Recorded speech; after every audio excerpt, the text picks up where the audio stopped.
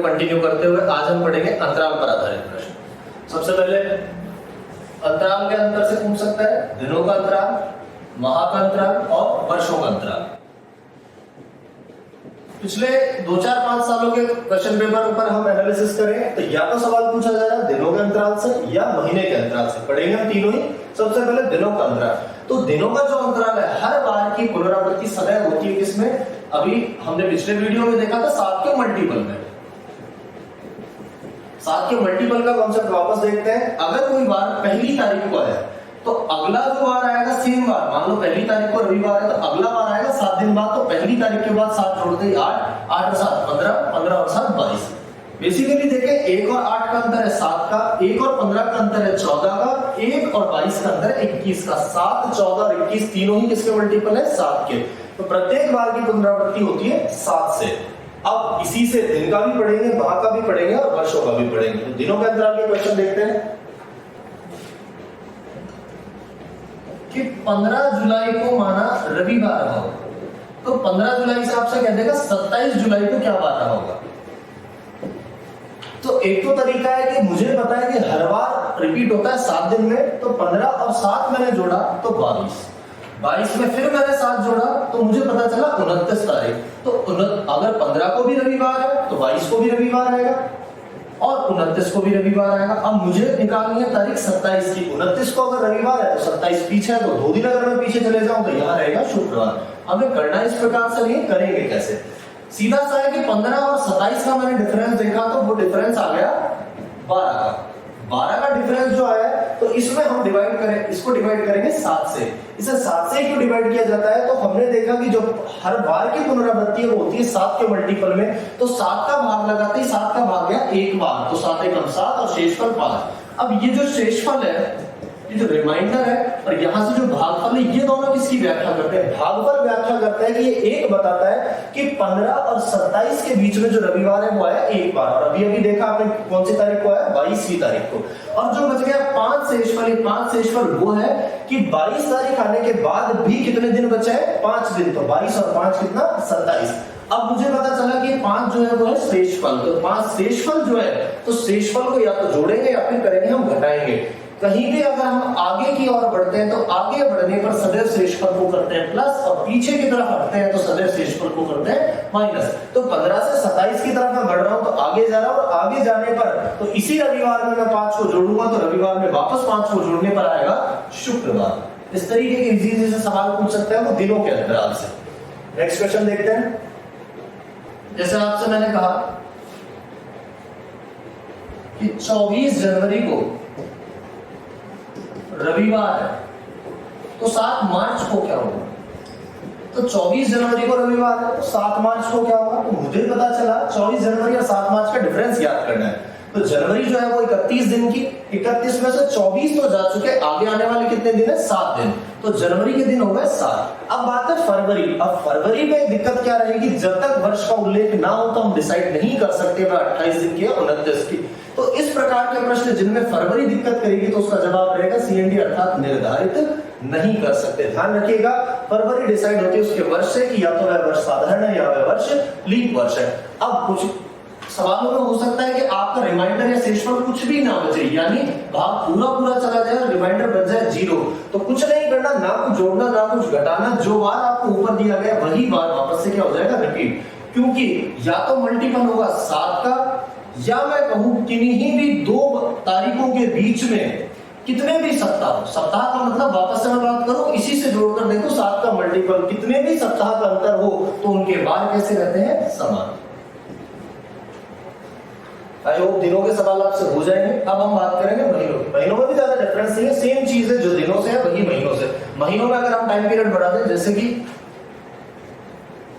2 जनवरी को रविवार ले लिया और आपसे कह दिया 7 नवंबर को क्या बात हो, तो अब देखना है जनवरी से पहुंचना है मुझे नवंबर तक।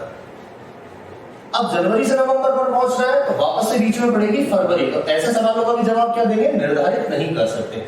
अब इस 2 जनवरी को हम कर रहे हैं 2 मार्च। 2 मार्च से मुझे पहुंचना है 7 नवंबर पर। 2 मार्च से 7 नवंबर कोई दिक्कत नहीं है क्योंकि बीच में फरवरी नहीं है। बात करें मार्च की। मार्च कितने दिनों का? 31 का। 31 में 2 जा चुके, मार्च के शेष दिन रह गए आपके 29।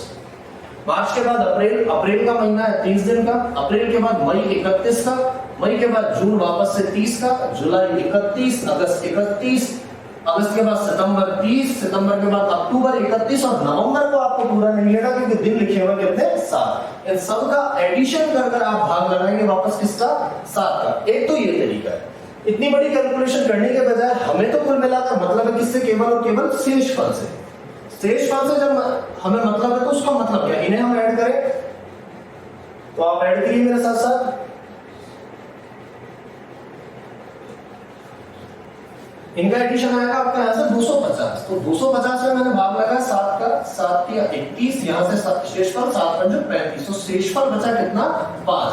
तो ये जो 5 है जुड़ेगा घटेगा, आगे बढ़ने के लिए हमें यहाँ पर एडिशन करना है और 5। तो अगर मैं इसे रविवार लूं तो रविवार में 5 जोड़ते वापस से बार आ जाएगा शुक्रवार। इस कैलकुलेशन को छोटा करने के लिए हम क्या कर सकते हैं, हमें पता है कि हमें शेषफल से मतलब है, तो इतनी बड़ी संख्या ना लिखकर हम इन्हीं महीनों का लिख सकते हैं शेषफल। तो सीधा सीधा शेषफल लिखने के लिए क्या करेंगे,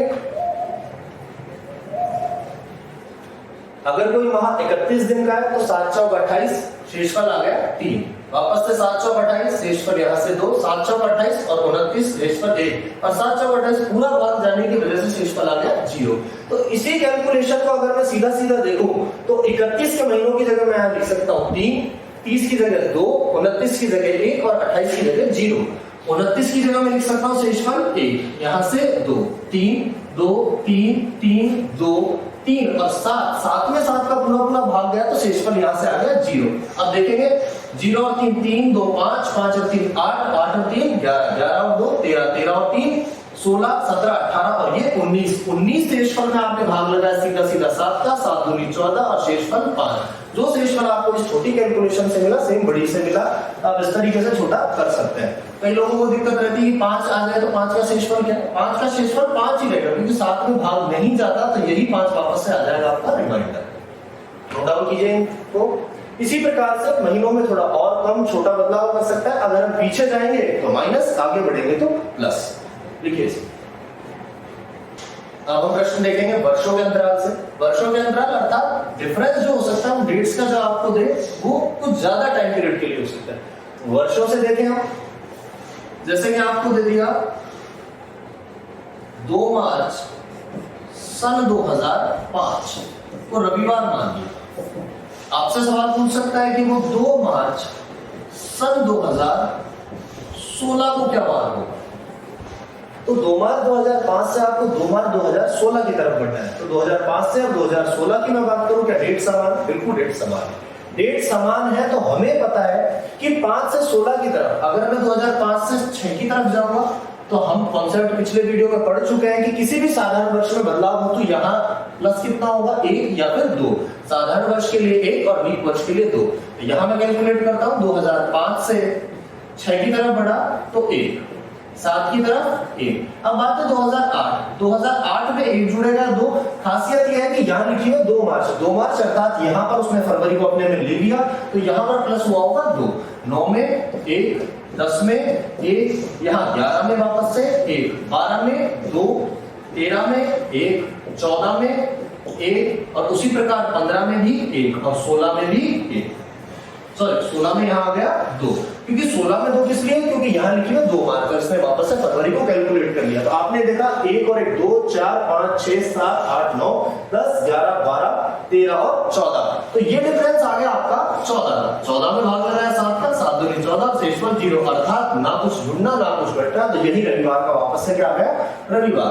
कैलकुलेशन को इतना लंबा ना कर हम देखेंगे छोटे तौर पर कैसा करना है। छोटा कैसा करना है, 2005 से 2016 डिफरेंस में देखूं तो 2005 और 16 के बीच अगर यहाँ +1 होता है तो यह वर्ष रहा है साधारण, +2 होता है तो यह वर्ष रहा है लीप। तो अगर मुझे पता चल जाए 16 और 5 का डिफरेंस, 16 में से 5 गया तो डिफरेंस आ गया 11 वर्ष। इन 11 वर्षों में लीप वर्ष कौन सा है और साधारण वर्ष कौन सा है। तो 11 वर्षों में लीप वर्ष कौन कौन सा है, एक तो 2008 है, साथ ही साथ 2012 है, साथ ही साथ 2016 है।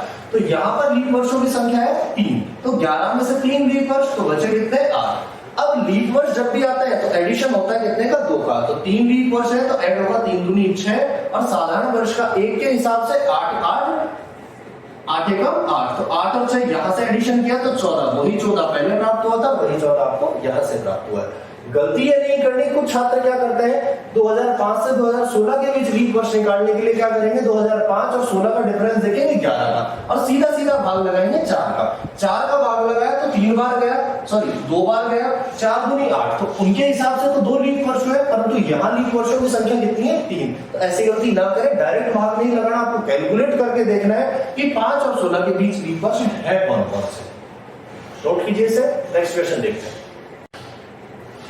सवाल इस तरीके से पूछा जा सकता है, जैसे मैं कहूं आपसे 2 मार्च सन 2011 से आपको पूछा जाए कि आप बताइए 6 फरवरी सन 2013 को क्या रहा होगा। अगर 2 मार्च 2011 को मैं मान लूं रविवार, तो बेसिक सी बात है कि 2 मार्च 2011 से मुझे जाना है 2013 में। अब 11 से मुझे 12 के बाद मुझे यात्रा करनी है 13 की। मार्च का जो महीना है वो 31 दिन का, 31 दिन में से मुझे पता है डिफरेंस के लिए 2 दिन जा चुके हैं, बचे हुए 29 दिन। तो 29 दिन का जो रिमाइंडर 29 में 7 चौक 28 रिमाइंडर बचा 1। अप्रैल है 30 दिन की, 30 दिन का मतलब 2। अप्रैल के बाद मई का मतलब 3, जून 2, जुलाई जो है 3, अगस्त भी 3, अगस्त के बाद सितंबर 2, अक्टूबर 3, नवंबर 2 और दिसंबर वापस से 3। अब इसी प्रकार 2012 को वापस नहीं लिखना क्योंकि 2012 कंप्लीट आपके पास आएगा। 2012 जो है 2012 है 366 अर्थात लीप वर्ष है, और लीप वर्ष का जो रिमाइंडर हमने पढ़ा था 52 सप्ताह और साथ ही साथ बचते हैं कितने दिन 2 दिन। तो यहाँ एडिशन लेंगे हम कितने का 2 का। ये 2 दर्शाता है कि पूरा वर्ष 2012 कवर हो गया आपका। 2012 के बाद मैं बढ़ूंगा 2013 की ओर। 2013 में सबसे पहले जनवरी पूरी कंप्लीट आई है, तो वह आई है तो 3, और यहां से फरवरी, और फरवरी के आए केवल 6 दिन, तो 6 यहां से जोड़कर वापस से भाग लगा देंगे किसका 7 का। 3, 6, 8 और 6 14, 14 और 7 21, 21 और 5 26, 26 29, 29 और 6 35। तो 35 में भाग दूंगा 7 का, तो शेषफल बचेगा कितना केवल और केवल 0। तो 0 का मतलब ना कुछ जुड़ना ना कुछ घटना, रविवार का रविवार। नोट डाउन कीजिए इसे। अगर कभी भी साधारण वर्ष का डिफरेंस हो 365 दिन का, तो उसका रिमाइंडर सीधा सीधा लिखा जा सकता है 1, और लीप वर्ष हो तो उसका रिमाइंडर लिखा जा सकता है 2। अब वर्षों से प्रश्न पूछा जा सकता है इस प्रकार से, जैसे कि वो कहते हैं आपसे 10 मार्च सन 2000 को है रविवार, और इस बार हम डेट चेंज करके वर्ष का थोड़ा सा गैप ज्यादा ले लें, और आपसे कहते हैं कि आप बताइए 9 नवंबर सन 2011 को क्या माना होगा। कैलकुलेशन करने के लिए सबसे पहली बात है कि डिफरेंस हमें देखना है। डिफरेंस हमें देखना है, पर डिफरेंस हमने कुछ ही प्रश्नों पहले पढ़ा था कि हम सीधा सीधा पता कर ले लीप वर्ष कितने और साधारण वर्ष कितने, पर वह कैलकुलेशन केवल कब करनी है जब यहां पर तारीखें रहती समान। तो तारीख समान करने के लिए सबसे पहले मुझे 2011 में आना है। 2011 में क्या मार्च रही होगी? बिल्कुल रही, क्योंकि हमें महीना कैलकुलेट करना है नवंबर का। तो 10 मार्च सन 2000 से मैं सीधा सीधा आ सकता हूं इसमें 10 मार्च सन 2011 में। अब यहां जब तारीख समान हो गई तो क्या 10 मार्च 2011 से 9 नवंबर 2011 आया जा सकता है? बिल्कुल। 10 मार्च 2000 और 10 मार्च 2011 डिफरेंस दोनों का देखा, वर्ष कितने हैं हमारे बीच में 11 वर्ष। अब जो 11 वर्ष है इनमें से लीप कितने और साधारण कितने? क्या सन 2000 लीप है? नहीं। क्यों? क्योंकि इसकी फरवरी जा चुकी। आपको देखना है क्या फरवरी काउंट होगी या नहीं। 2004 है और साथ ही साथ 2008 है। तो लीप वर्षों की संख्या इस बार कितनी आ गई? 2। 11 में से 2 लीप, तो बच गए साधारण 9। 9 का 9 और 2 का 4, 2 दूनी 4, 9 और 4 कितना 13। तो 13 का डिफरेंस तो आएगा 10 मार्च 2000 से 10 मार्च 2011। ये डिफरेंस हमें से मिले 13। अब बात है 10 मार्च 2011 से 9 नवंबर 2011 का डिफरेंस क्या रहा होगा? तो 10 मार्च 2011 नवंबर तक पहुंचना है आपको। मार्च का महीना 31 दिन का, 10 जा चुके, बचे 21 दिन। 21 दिन का मतलब 7 के 21 और शेषफल रह गया 0। इस 13 को यहां ऐड कर लीजिए, 13 प्लस 0। मार्च के बाद महीना अप्रैल का शेषफल 30 दिन का होने की वजह से 2। अप्रैल के बाद मई कितने का? 3 का। जून का 2, जुलाई 3, अगस्त 3, सितंबर 2, अक्टूबर 3। नवंबर का महीना देखा आपने 9 दिन, तो 9 दिन का भाग का मतलब 7 का भाग लगाया तो वापस से शेषफल 2। भाग लगाएंगे 7 का, देखेंगे 3 और 2 5, 5 और 2 7, इस 7 को कोई यूज नहीं रहा क्योंकि 7 में 7 का भाग जाता है। 3 और 3 6, 6 और 2 8, 8 और 3 11, 11 और 2 13, 13 और 13 26, 26 में 7 का भाग लगाया, 7 किया 21 और शेषफल 5, 5 शेषफल जो है जुड़ेगा, क्यों? क्योंकि 2000 से जाया जा रहा है 2011 की और 5 शेषफल जुड़ते ही आ गया वापस से शुक्रवार। नोट डाउन कीजिए इसको। इतना बड़ा लेंथी क्वेश्चन आपसे पूछेगा नहीं, सवाल जो होगा कोई ज्यादा से ज्यादा 1 वर्ष का डिफरेंस या 2-3 वर्ष का डिफरेंस, तो सवाल आने की प्रोबेबिलिटी है तो दिनों के अंतराल से या माह के अंतराल से। नोट डाउन कीजिए।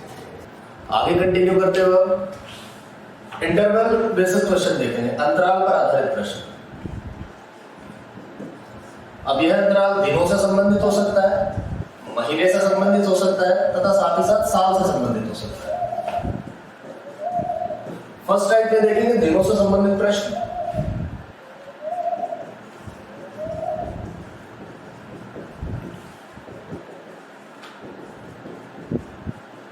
बेसिक सी बात की अंतराल, अंतराल अर्थात प्रत्येक बार की पुनरावृत्ति या तो 7 या फिर 7 के गुणज के रूप में। जैसे कि यदि कोई बार 1 तारीख को आ रहा है, 1 को रविवार, तो नेक्स्ट जो बार रविवार आएगा सेम बार वो आएगा 7 के मल्टीपल, अर्थात 7 दिन या तो आगे या फिर 7 दिन पीछे। 1 तारीख के बाद 1 और 7 हुआ 8, 8 और 7 हुआ 15, 15 और 7 हुआ 22। इसी प्रकार 1 और 8 का डिफरेंस देखें तो 7, 1 और 15 का देखेंगे तो 14 और 1 और 22 का देखेंगे तो 21। या तो 7 रह जाए या फिर 7 का मल्टीपल। अब इससे बेसिस क्वेश्चन किस तरीके से आएंगे? यदि मैंने कहा कि 1 जनवरी को रविवार माना जाए तो 16 जनवरी को क्या बार होगा? करना कैसे इन सवालों को? 1 जनवरी को अगर रविवार है तो 16 जनवरी के लिए मैं आगे जाऊंगा तो 1 और 7, नेक्स्ट जो रविवार आएगा वो आएगा 8 तारीख को। उसके बाद अगर मैंने 8 में फिर 7 को जोड़ा तो 8 और 7 हुआ 15, फिर नेक्स्ट जो रविवार आएगा वो 15 तारीख को। अगर मुझे 15 का पता है तो मैं बता सकता हूँ 16 का, 15 को अगर रविवार है तो फिर 16 को हुआ सोमवार। करना इस प्रकार से नहीं, करना किस तरीके से, हमें इन दोनों का डिफरेंस देखना। 16 और 1 का डिफरेंस हुआ 15, 15 में अगर मैं 7 का भाग लगाऊंगा तो 7 का भाग जाता है 2 बार और डिफरेंस बचता है इनका 1। अब ये जो 1 है वो क्या बता रहा है तथा ये जो 2 है वो क्या बता रहा है? 2 ये बताता है कि 1 और 16 तारीख के बीच में रविवार की पुनरावृत्ति हुई 2 टाइम्स, और बचा 1 ये यह बताता है कि 2 बार रविवार आने के बाद भी अभी कितना दिन बचा हुआ है? 1। अब इस 1 को या तो हम प्लस करेंगे या फिर करेंगे माइनस। प्लस कब करना है? यदि हम आगे की तरफ बढ़ रहे हैं तो उसे करेंगे प्लस, और अगर हम पीछे की तरफ हट रहे हैं तो इस रिमाइंडर को करेंगे माइनस। तो इस प्रकार के प्रश्न आ सकते हैं दिनों के अंतराल से संबंधित। इसमें से नोट डाउन कीजिए आप। कुछ क्वेश्चन देखेंगे दिनों के अंतराल से। जैसे मैंने लिखा यदि 9 नवंबर को रविवार है तो 19 नवंबर को क्या होगा? सेकंड क्वेश्चन करेंगे आप, यदि 7 फरवरी को रविवार है तो 3 मार्च को क्या होगा? और साथ ही साथ 2 जनवरी को सोमवार है तो 23 जनवरी को क्या होगा? करने के लिए देखा 23 और 2 का दोनों का डिफरेंस देखा 21 दिनों का। 21 में अगर मैं 7 का भाग लगाता हूं तो भाग चला जाता है पूरा पूरा, रिमाइंडर बचता है 0। जब भी 0 रिमाइंडर बचेगा तो ना तो हम कुछ जोड़ेंगे ना कुछ घटाएंगे, सोमवार से वापस रिपीट होगा सेम डे सोमवार। इस क्वेश्चन को देखा 7 फरवरी से हमें जाना है मार्च में। अब फरवरी का जो महीना है वो या तो 28 का हो सकता है या फिर 29 का, और इसे डिसाइड करता है कौन? ईयर। ना तो यहाँ पर ईयर का कोई उल्लेख है, तो इस प्रकार के प्रश्न जिनमें फरवरी को हम डिसाइड ना कर पाएंगे 28 का या फिर 29 का, तो आप जवाब निर्धारित नहीं कर सकते। तीसरा क्वेश्चन देखेंगे, 9 नवंबर से पहुंच रहा है 19 नवंबर की तरफ। 19 और 9 दोनों का डिफरेंस है 10 का, 10 में भाग लगा है 7 का, रिमाइंडर बचेगा यहाँ से 3। तो 3 या तो प्लस या फिर माइनस। प्लस क्यों करेंगे? क्योंकि 9 से जा रहे हैं 19 की तरफ, तो प्लस करने पर रवि से 3 जोड़ दे, आ गया हमारा बुधवार। नोट डाउन कीजिए सर। इसी से आपसे आगे पूछा जा सकता है, यदि किसी महीने को मैं क्वेश्चन में कहूं कि 8वीं तारीख को रविवार है, महीने का नाम नहीं बताया, सिर्फ कहा कि 8वीं तारीख को रविवार है, तो आपसे पूछ लेगा 3rd रविवार बताइए कब होगा। इसने कहा 8वीं तारीख को रविवार है, 3rd रविवार के लिए प्रत्येक बार की पुनरावृत्ति हमेशा हमें ध्यान रखना है मल्टीपल किसके? 7 के में रिपीट होता है, या तो यह 7 दिन आगे या फिर यह 7 दिन पीछे। मैंने देखा 8 तारीख को रविवार है, 8 से अगर मैं पीछे जाऊंगा तो 8 में से 7 गया तो पहला जो रविवार आएगा वो आएगा 1 तारीख को। नेक्स्ट रविवार उसने बताया हुआ है कि 8 तारीख को, और 8 में जैसे ही 7 जोड़ा तो 15 तारीख को आ गया उसका थर्ड रविवार। नेक्स्ट इसी क्रम में पूछा जा सकता है, अगर मैं कहता 7 तारीख को रविवार, तो 7 तारीख को अगर रविवार है तो मैंने सोचा कि या तो रविवार आगे आएगा या फिर आएगा पीछे। मैंने 7 में से 7 को घटाया तो 7 में से 7 चला जाने पर बचा 0। अब ये 0 कोई तारीख नहीं है, 0 हमेशा वह तारीख है जो इससे जस्ट पिछले महीने की आखिरी तारीख है, तो वो आपका इस महीने में काउंट होगा नहीं, तो यही बन गया आपका फर्स्ट रविवार। नोट डाउन कीजिए इन सब चीजों को।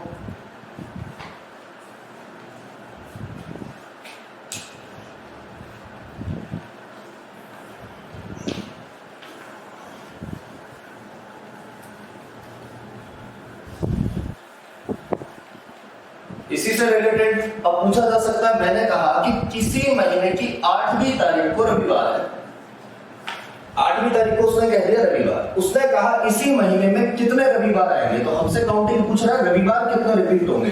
तो मुझे पता है रविवार या तो पीछे या फिर 7 दिन आगे। पीछे गया, 8 में से 7 घटाया तो पहला रविवार आ गया पहली तारीख को। नेक्स्ट रविवार आया 8 तारीख को, तो 8 और 7 जोड़ा तो अगला रविवार आया 15 को। फिर मैंने जोड़ा 15 और 7 22 को। अब 22 में 7 जैसे जोड़ा तो आ गया 29 तारीख। तो गलती यहां नहीं करनी कि जवाब 5 नहीं देना, क्योंकि 29 जो तारीख है वो जरूरी नहीं कि प्रत्येक महीने में आए, क्योंकि कई बार फरवरी जो आती है वो साधारण वर्ष की वजह से आ जाती है 28 दिन की। तो आप फिर से इस सवाल का जवाब निर्धारित नहीं कर सकते, क्योंकि 29 तारीख जो है वो आप डिसाइड नहीं कर सकते कि हर महीने में आएगी या नहीं आएगी। या तो महीना होता है 31 दिन का, या महीना होता है 30 दिन का, या 29 का, या 28 का। जब भी 31 दिन की मुझे कैलकुलेशन करनी है तो अगर मैं 7 का भाग लगाऊं तो 7 चौक 28, शेषफल यहां से बचकर आता है मेरे पास 3। 30 का शेषफल आता है 7 चौक 28 2, यहां से 1, और अगर 28 दिन का कोई महीना आ जाए तो शेषफल आ गया 0। तो क्या 31 को 3 लिखा जा सकता है, 30 को 2, 29 को 1 और 28 को 0। अगर पूरा साल का डिफरेंस आ जाए और साधारण वर्ष हो तो 365 का मैंने आपको बताया था 52 सप्ताह और 1 दिन, तो ये 1 दिन इसका हो गया रिमाइंडर। यहां से बचा 366 का हो गया 2 दिन। अब मैंने कहा आपसे कि जैसे ले लिया 7 जनवरी सन 2001, तो मैंने बोल दिया रवि, पर इस बार मैंने 2001 ना पूछकर आपसे पूछ लिया कि आपको बताना है 4 फरवरी सन 2003 को क्या वार रहा होगा। ये सब माने हुए वार है। 7 जनवरी 2001 से मुझे पहुंचना है 2003 में, तो सबसे पहले तो 2001 को कंप्लीट करेंगे। जनवरी का महीना हो गया आपका 31 दिन का। 31 दिन का मतलब 31 में से 7 चलेंगे, बचे हुए 7 24 दिन का रिमाइंडर बच गया आपके पास 3।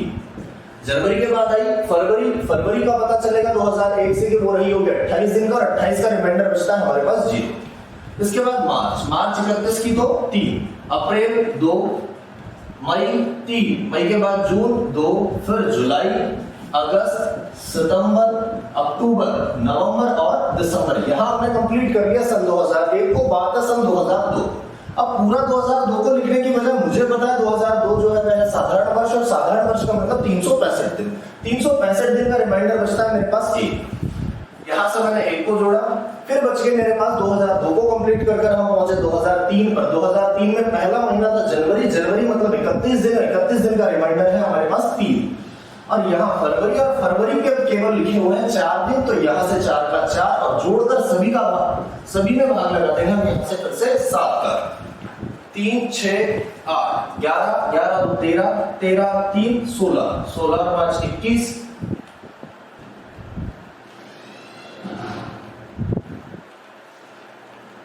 यहां से कैलकुलेशन करने पर आया आपका 37 का रिमाइंडर बच गया मेरे पास 2, तो 2 जुड़ना है या घटना है डिसाइड करेगा 2001 से 2003 की तरफ। तो मुझे पता चला आगे जाने पर मुझे रिमाइंडर को करना होता है प्लस, तो +2 करते ही रवि से 2 जोड़कर मंगलवार। नोट डाउन कीजिए सवाल को। इसके बाद हम अंतरालों का प्रश्न देखेंगे वर्षों के अंतराल से। अब वर्षों का अंतराल जो हो सकता है वो हो सकता है 2 4 5 7 या ज्यादा साल। एग्जाम पैटर्न के हिसाब से देखें तो या तो सवाल पूछे जा रहे हैं दिनों के अंतराल से या फिर माह के अंतराल से। यहाँ हम वर्षों का अंतराल भी देखेंगे। क्वेश्चन आ सकता है कुछ इस प्रकार से, मैंने लिखा 10 मार्च सन 2001 को रविवार रहा होगा। 10 मार्च 2001 से मुझे जाना है 10 मार्च सन 2010 को क्या बार रहा होगा। अब मुझे पता है कि 2001 से मुझे 2010 में जाना है, अब तारीख है जो है वो है समान। तो 2001 से अगर मैं 2002 में जाऊंगा, तो पिछले वीडियो में आपने देखा था 2001 से 2002 की तरफ जाने के लिए साधारण वर्ष में बदलाव के लिए हम करते हैं प्लस का 1 और लीप वर्ष के लिए करते हैं प्लस 2। 1 से 2 प्लस 1, 2 से 3 फिर से प्लस 1, अब 3 से 4 में प्लस 1 हो गया प्लस 2। ये डिसाइड करेगा कि मार्च जब आ गई, मार्च आ गई तो अर्थात आपने 2004 की फरवरी को काउंट कर लिया और यहां पर प्लस होगा 2। 5 के लिए 1, 6 के लिए 1, 7 के लिए 1, 8 के लिए फिर से 2, 9 के लिए 1 और 10 के लिए 1। इन सभी को जोड़कर फिर से भाग लगा दे 7 का। 1 2 4 5 6 7 8 9 10 और 11। 11 में 7 का भाग लगाऊंगा, रिमाइंडर बचेगा मेरे पास फिर से 4 रिमाइंडर का मतलब जोड़ना है, क्योंकि 2001 से आगे की तरफ बढ़े तो 4 जोड़ते ही रवि और 4 जोड़ते ही बार आ गया मेरे पास गुरुवार। नोट डाउन कीजिए सर, यह आपका बेसिक तरीका। करना कैसे है हमें इस सवाल को, अगर मुझे पता चल जाए कि 2001 से 2010 तक या तो प्लस 1 हुआ है प्लस 2 हुआ है। प्लस 1 तो कब हुआ है जब वर्ष रहा है साधारण, और प्लस 2 कब हुआ है जब वर्ष रहा है लीप। अगर मुझे पता चले कि 2001 से 2010 तक के जो साल है उनमें लीप कितना और साधारण, तो कैलकुलेशन थोड़ा सिंपल हो जाएगी। 2001 से 2010 के बीच के सालों की संख्या है 9 वर्ष। 10 में से गया 1, बच गए 9 वर्ष। 9 में से मुझे पता चला कि 2001 तो लीप नहीं है, आने वाला 2004 लीप और 2008 लीप है, तो 9 में से 2 वर्ष तो लीप है, तो साधारण बच गए 7। एक साधारण वर्ष का प्लस कर रहे थे हम 1, तो 7 का हो गया 7 एकम 7। एक लीप वर्ष का प्लस कर रहे थे 2, तो 2 का हो गया 2 दूनी 4, तो 7 और 4 वापस से कितना आ गया 11। तो सिंपल कैलकुलेशन के लिए हमें करना है इस तरीके से। नोट डाउन कीजिए इस तरीके से।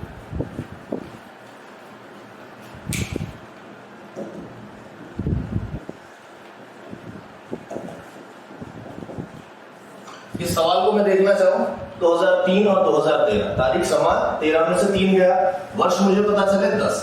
10 में से मुझे देखना है कि लीप वर्ष कितना है। 2003 लीप नहीं है, आने वाला 2004 लीप है, 2004 के बाद 2008 लीप है और 2012 लीप है। लीप वर्षों की संख्या निकल कर आई 3, बच गए साधारण वर्ष 7, 7 का 7, 3 का 3 दूनी 6, 7 और 6 कितने हैं 13, और 13 का रिमाइंडर बचता है मेरे पास 6, तो यहाँ प्लस कर दूंगा मैं कितना 6। और जैसे ही मैं 6 प्लस करूंगा, यहाँ बार मान लिया अगर मैंने रविवार, तो यहाँ मेरा आंसर हो गया शनिवार। अब गलती कई बार छात्र क्या करता है, 2003 और 2013 का जो डिफरेंस है वो है 10। हम जल्दबाजी में भाग लगा देते हैं 4 का, तो हमें पता चलता है 10 में 4 का भाग जाता है केवल 2 बार, तो हमारे हिसाब से लीप वर्षों की संख्या हो गई 2, पर वास्तविकता में कितनी है 3। तो भाग ना लगाकर हमें काउंट कर देखना है 2004, 2008, 2012 इस प्रकार से आपका बार आ जाएगा रवि अगर मैं मानूं तो यहाँ से शनिवार।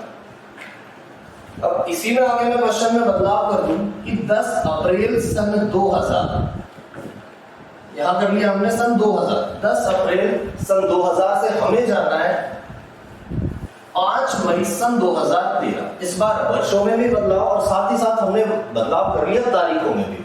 तो मुझे पता है 10 अप्रैल 2000 से 5 मई 2013 सीधा ना जाकर मुझे अभी सीखा हमने कि हम 10 अप्रैल सन 2013 तक तो जा ही सकते हैं। 10 अप्रैल सन 2000 से 2013 में पहुंचने के लिए 2000 और 13 का डिफरेंस निकल कर आया 13। अब 13 में मुझे देखना लीप वर्षों की संख्या कितनी है। क्या सन 2000 लीप वर्ष है? लीप वर्ष है, परंतु उसकी फरवरी जा चुकी, तो यह वर्ष लीप होते हुए भी किसकी तरह ट्रीट होगा, साधारण वर्ष की तरह। अब 2000 के बाद मुझे पहुंचना है किस पर, 2004 पर, 2008 पर और सन 2012 पर। तो वापस से लीप वर्षों की संख्या कितनी, 3। 13 में से 3 लीप वर्ष, बचे हुए साधारण वर्षों की संख्या 10, तो 10 का 10 और 3 का डबल करते ही 6, तो 6 और 10 यहां से डिफरेंस निकल कर आता है 16। अब मुझे अप्रैल से मई में जाना आता ही है, अगर मैं डिफरेंस लूं 16, 10 अप्रैल, अप्रैल का महीना जो है वो 31 दिन, सॉरी 30 दिन का, 30 दिन में से 10 दिन जा चुके, बच गए 20 दिन। 20 दिन का जो रिमाइंडर है वो बचता है 6। अप्रैल के बाद महीना आएगा मई का, मई का महीना जो है उसमें केवल दिन है 5, तो यहां से मैंने ऐड कर लिया 5 को, तो 16 और 6 22, 22 और 5 27, 27 में अगर मैं डिवाइड करूं 7 का, तो 7 या 21 और रिमाइंडर बचकर आ गया वापस से 6। और 6 रिमाइंडर का मतलब या तो आगे या फिर पीछे मुझे जाना है 2000 से 2013 यानी आगे, तो आगे के लिए मैं वापस से प्लस करूंगा 6 को, तो रविवार से वापस 6 को जोड़ते ही आ गया शनिवार। नोट डाउन कीजिए।